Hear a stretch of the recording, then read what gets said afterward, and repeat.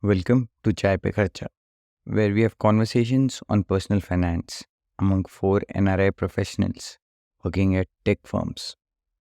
Think of these like water cooler chats you have at the office. Only this time, you will have Ishan, Madhvesh, Rohit, and Siddharth as colleagues you will be listening into. Before we get started, a quick disclaimer. We are not financial experts. The content provided in this podcast is for informational and educational purposes only. Always consult with a qualified financial professional if you need financial advice.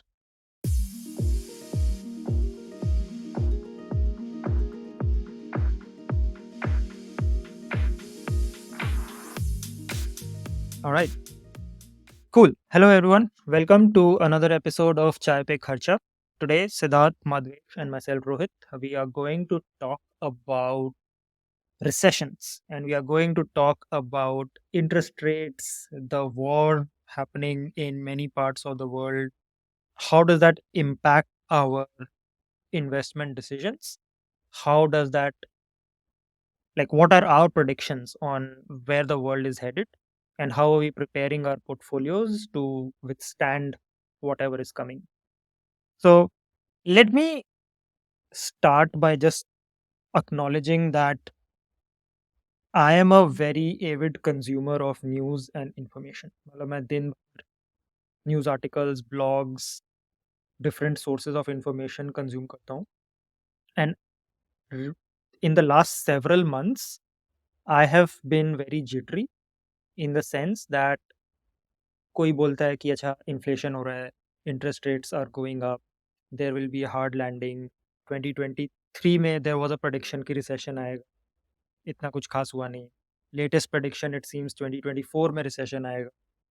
Something like never imagined that happened कि there was a war in Europe, then suddenly like ठीक है, that war is not spreading out, it's not going to become a global issue. फिर अचानक से एक second war हो गया, and now that is also going to have repercussions.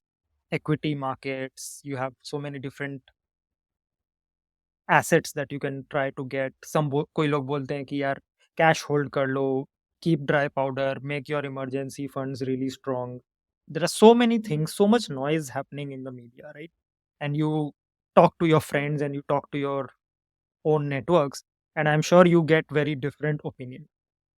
So today's topic really is to try and understand how the three of us are predicting what will happen in the next 6 months to 1 year, and how are we positioning our own personal portfolios based on our own predictions, right?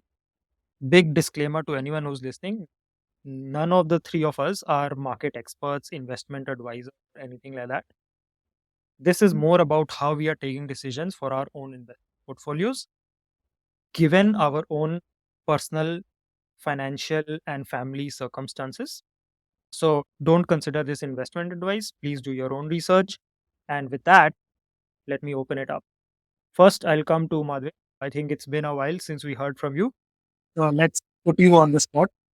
What do you think is going to happen in the world economy? What? Hello, all. It's great to connect with you all again after a short pause. Rohit, to your question, it's a very loaded question to answer in a very direct way. So I would want to break down into some parts. One is in terms of recession, and then in terms of general volatility that could be due to wars. Of course, big elections coming up. India is going to have a very big election. I feel that is also a big factor in terms of how market will react. And the third thing is, in general, how the world has been functioning for the post COVID era per se. I think these three things can help us answer that question in a better way. So, in terms of recessions, from whatever I have read in terms of books and news articles, there is always 20% of the population trying to predict that recession is coming in the next 2 or 3 months. But according to me, I feel like we are in a very different world now from what we were earlier. The biggest value not is not predicting the next decision, but the value is in positioning yourself always when something like an event like recession occurs. How foolproof is your portfolio? So that even if you take a hit, you don't take such a big which can keep you up. So on those terms, like I try to utilize certain levers there. One is to identify stocks which will perform really well in recessions as well and have good positions in them. So that like if a recession hits my portfolio, those stocks will help me be afloat. And in terms of macro itself, I feel like I also consume a lot of news. And if you're reacting to each news article, it's going to be really difficult, especially in times like now where it takes you at least a day to find out whether the news is true or not. But the markets start reacting even before that. So in terms of macro, I take two things very seriously or like guiders for me. One is like the central bank calls, which happen across all the different countries where I'm invested in, US, India, and Singapore, and also try to understand like how they are positioning the country's objectives and then like try to position my portfolio based on.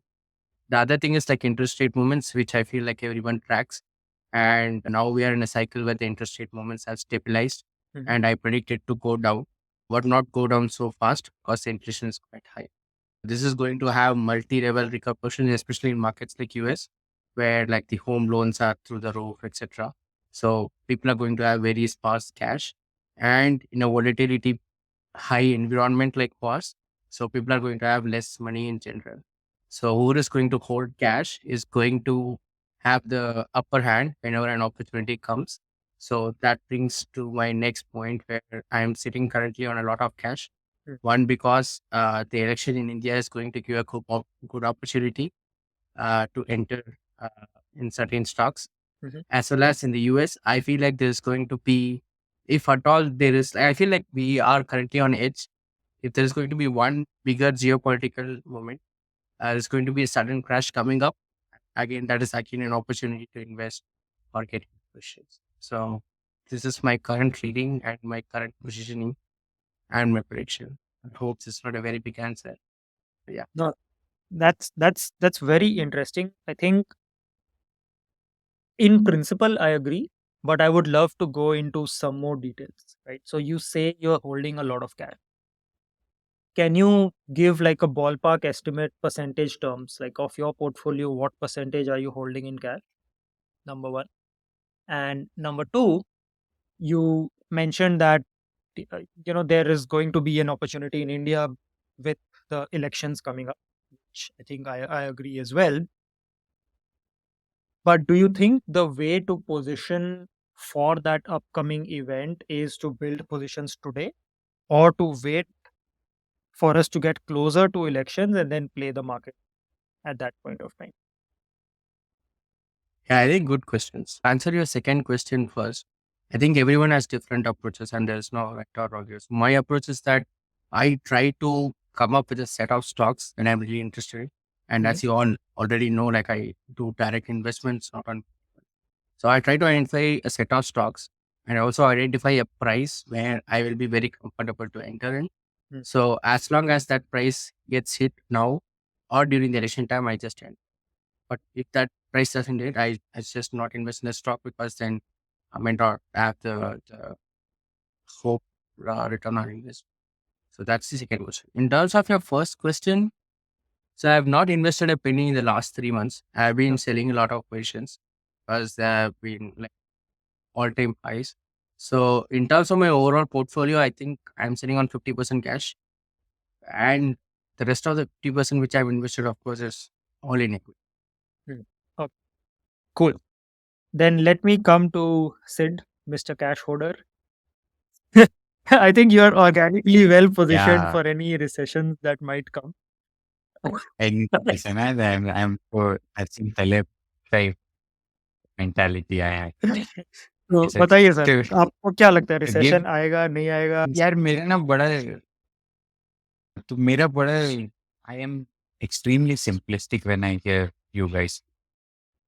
So firstly, I don't consume Okay, as much news that's a good quality. as both of people. So maybe organically, I don't feel the Mm. pressure of news cycles. I do know कि war चल रहा है और वो सब, but ऐसे I they don't lead me to make investment decisions, purchase or selling either. So I'll give a very simple answer to what I do. I generally track interest rates.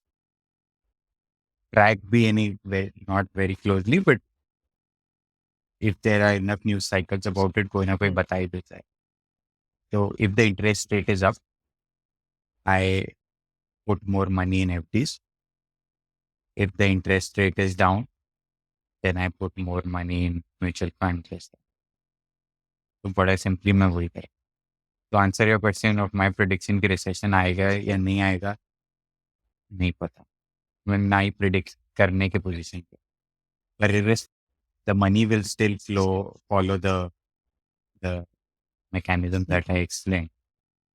And I'll just, before I finish, I'll add on to it.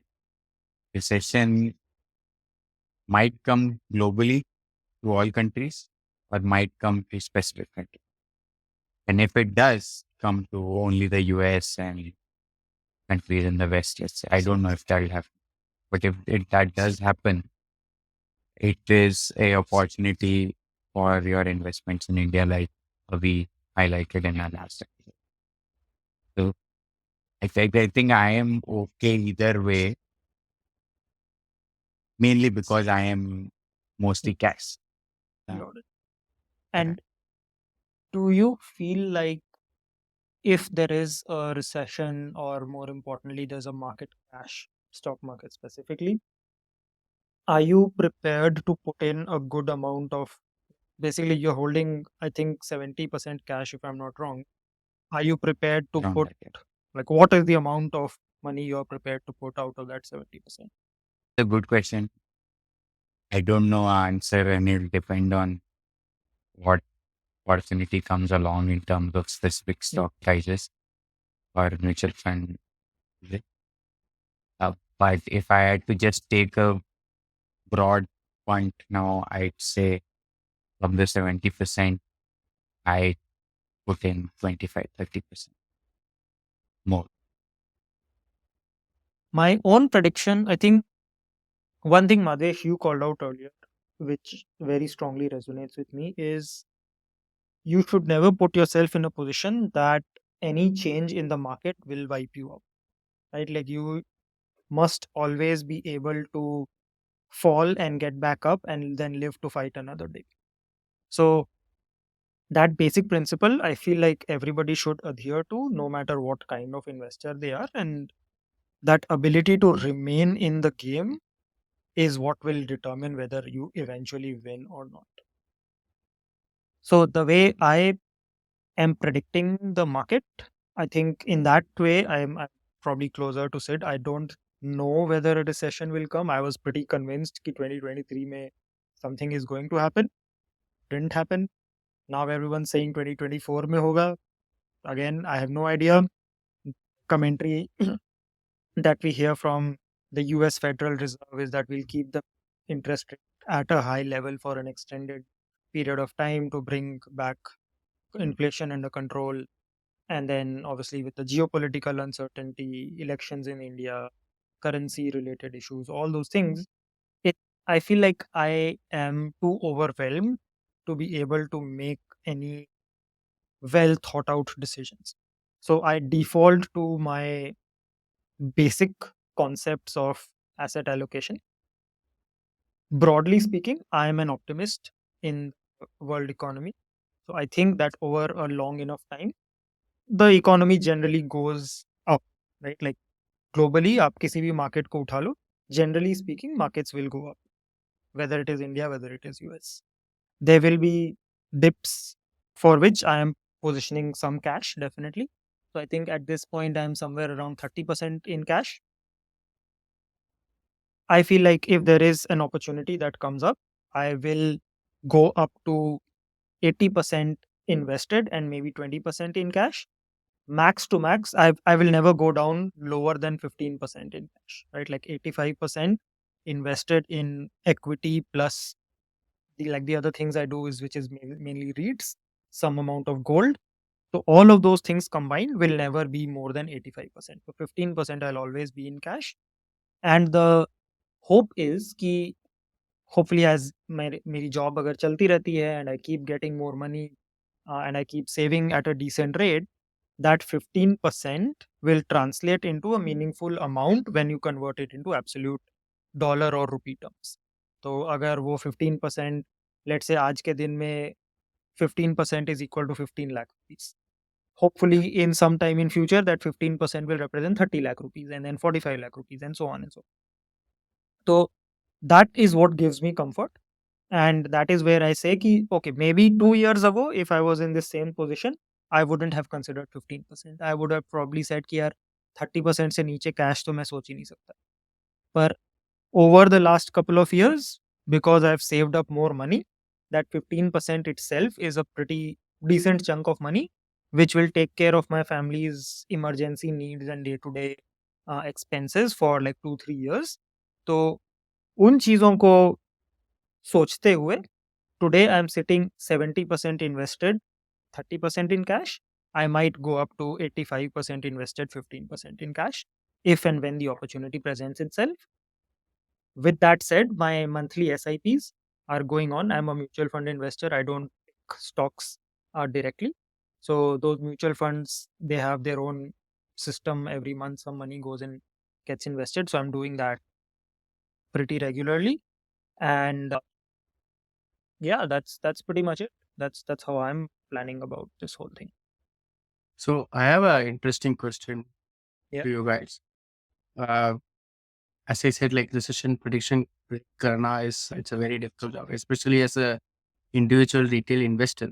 Even if you can predict the recession, right? I don't think we can do something big to influence any of the outcomes. It's just like trying to understand the information and position yourself in a better. But do you think are we increasing the bubble space? This is in general, not in particular to any like real estate or anything else. Because US has been printing so much money every time to get out of debt and servicing that debt. Are we getting into a bigger bubble every second, or are we trying to revalue things every second? Because like big bubble means it is going to burst sometime, and then the font is going to be bigger as the bubble size is. Or are we reevaluating or like adding a newer value based on certain things? For example, a tech job 10 years back pay you, let's say, 1 lakh per annum, and now it pays you 10 lakh per annum. So do you think this is going to go on at that exponential rate, or is it going to crash? I think it varies a little bit by the market and the country also. So obviously, like that an emerging market will generally grow at a faster clip than mature market, right? Like the reason why India has 6.5% GDP growth and US will probably have 2 or 3% GDP growth. So I think that plays a role, like which market we are talking about. It's hard to generalize it globally. In terms of bubbles, I think one theory that has been very fascinating to learn about is this greater fool, right? It's like, okay, you buy something with the hope that someone else will come along in the future who thinks that the price of what you have bought should be higher and they will be willing to purchase it at that higher price in the hope कि उस अगले इंसान के future में कोई तीसरा इंसान आएगा who will also want to buy the same thing at a much higher price. So obviously, like if you're not doing the options and futures and short selling and those kind of more exotic things, you're basically just buying, waiting for the price to go up and selling, then it is a chain. It is an unending chain because the last person who bought it needs to then find a new person who will buy it at a higher price. So from that perspective, and given the fact that a lot of very big money is going into index investments, which basically means कि यार आपके index में जितनी companies है आप उसको किसी भी प्राइस पे खरीदने को ready, right? Because you are doing monthly SIPs. It doesn't matter कि कंपनी अच्छा कर रही है बुरा कर रही है, आपके अकाउंट से हर महीने 100 रुपए कट के एक फंड में जाएंगे. उस फंड का मैंडेट है कि वो इंडेक्स को कॉपी करेगा. तो इंडेक्स के अंदर जितनी कंपनीज है, no matter whether they are overvalued, undervalued, that fund is going to buy it. So I feel like as we are moving more and more towards index based options, this bubble phenomenon is just growing bigger and bigger. Now the problem is ki who and what is going to poke the pin in this balloon, right? Like if everybody is just pushing in money every single month and the cycle of buying and reevaluation is continuously happening, then the thing is you are your greater food, right? Like आज आप खरीद रहे हो 100 रुपए की चीज, 6 महीने के बाद में you are the one who's also going to buy it for 200 rupees, and then the next time you are going to buy it for 210 rupees, and so on and so forth. So I don't have a great answer, but I think just the combination of how I the world works today, all these different things coming into play, I don't see an end to this bubble. I don't see a realistic way how this bubble can ever end. yeah, I think I have I I can guess one potential thing that will Let's hear it. burst this bubble. Probably with a tech bias. I genuinely believe we are at a generational tipping point. Yes. So technology does change a lot of things. When electricity came, a lot of businesses were disrupted and distorted. The financial economy got distorted with electricity. Then with computers. I think this is that third stage. This is my opinion. The third stage with generative AI or AI in general, which, which will change so many things. So two things can happen. Either this will poke the bubble, as you said, or it will make this bubble go on for way longer than we are at a very pivotal tipping point sort of a place where you can see things. We've been discussing offline on music being generated with the one line of English. Music, vocals, it is unheard of. We already know what DALI can do. OpenAI is the most talked about, but there are things outside of what ChatGPT is doing, which are even more mind blowing if we follow that. So yeah, I think this will be that which will sway the balance one way or the other. Interesting. I actually agree to Sid's point कि this is an inflection point. But मुझे ये भी लग रहा है AI के वजह से the bubble is going to become much bigger. Mhm. Though with the only change that the bubble is going to be inaccessible for a lot of people. Mm. But people who are participating in the bubble will make the bubble much bigger and a much exponential. For example, tech folks and like people who are not tech savvy are going to be left far behind in the next 5 to 10 years, which is again going to have a lot of cascading effects in terms of inequality, in terms of wealth, in terms of population going down as well. Mm. So it is going to be a very interesting decade on how the next 100 years, like this 10 years will define how the next 100 years is going to be for human evolution. Very interesting.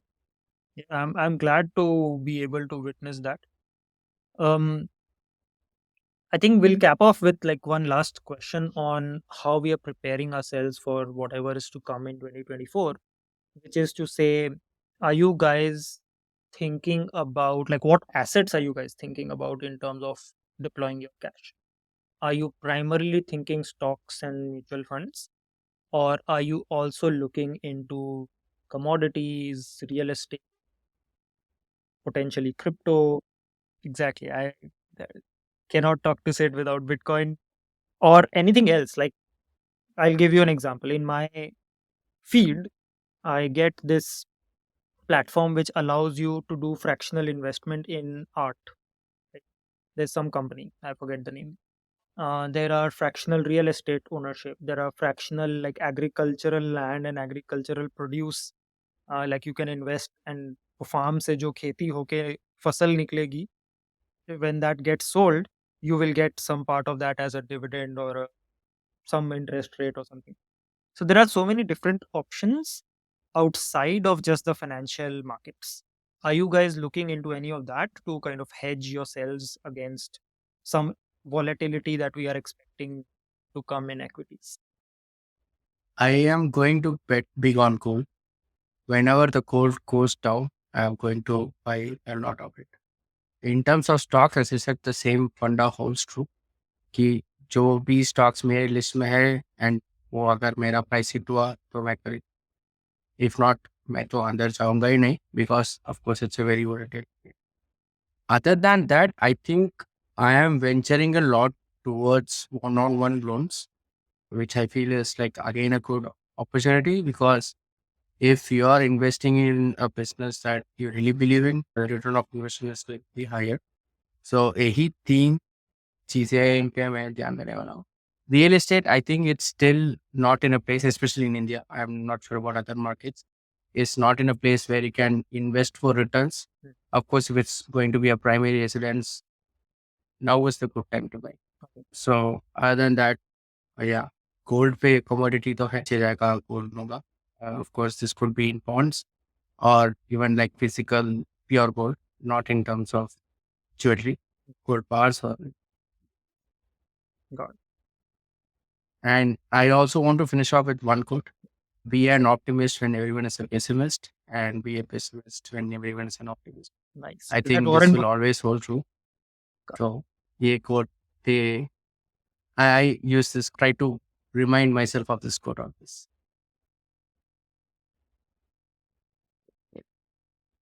For me, it's यार very Bitcoin की बड़ी इच्छा है. I think the It's Binance not- CEO or अब मेरे को भी डर Warren लगने लग गया है कि यार ये कुछ होने देंगे कि कोई.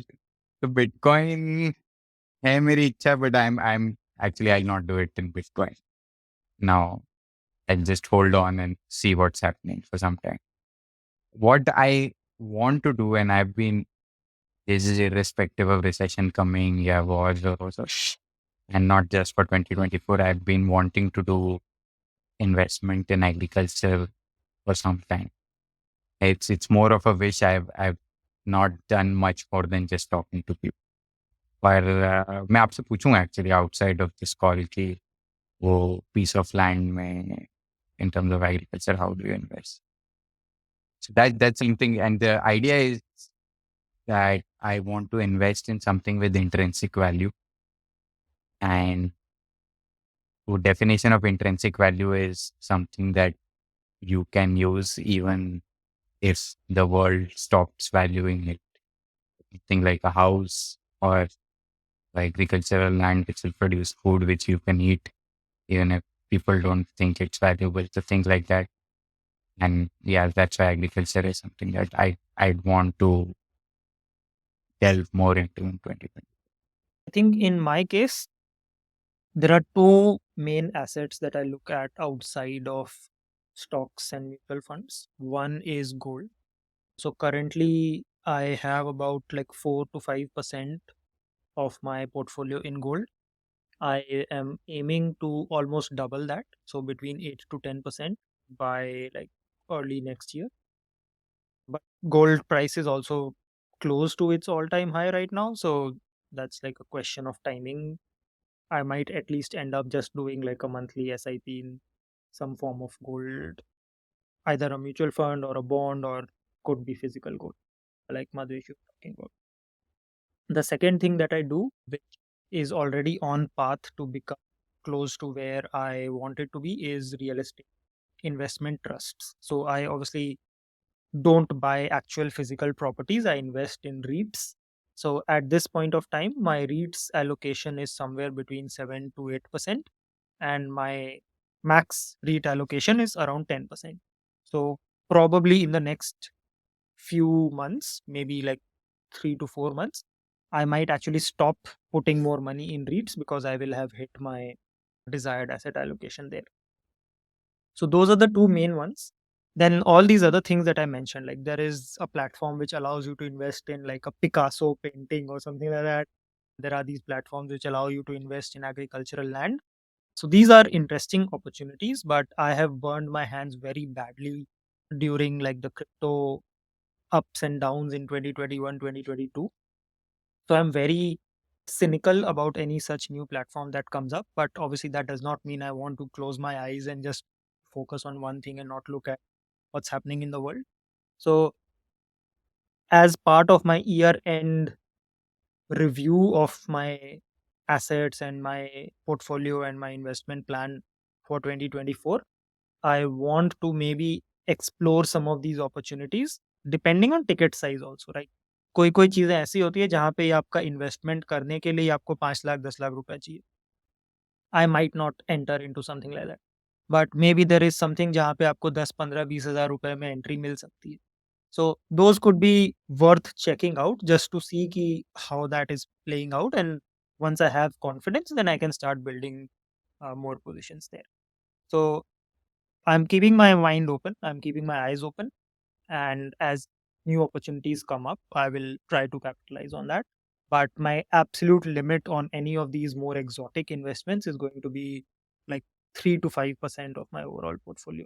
That's going to be like the absolute upper range, which I was not very disciplined about it when I was putting a lot of money in crypto and I paid the price for it.